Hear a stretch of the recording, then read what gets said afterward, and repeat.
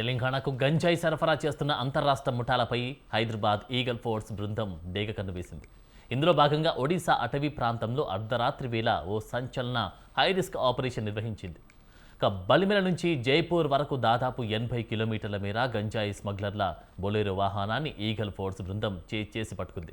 దీంతో నిందితులు వాహనాన్ని రోడ్డుపైనే వదిలేసి దట్టమైన అటవీ ప్రాంతంలోకి పరారయ్యారు.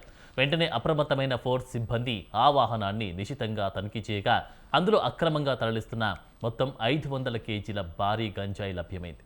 స్మగ్లర్లు వినియోగించిన వాహనాన్ని ఈగల్ ఫోర్స్ సీజ్ చేసింది. అనంతరం పట్టుబడిన వాహనాన్ని ఒడిశాలోని కోరాపుట్ జిల్లా పోలీసులకు అప్పగించారు. ఈ భారీ స్మగ్లింగ్ వ్యవహారంపై ఈగల్ ఫోర్స్ అధికారులు NDPS చట్టం కింద కేసు నమోదు చేశారు. పరారైన నిందితుల కోసం గాలింపు ముమ్మరం చేశారు.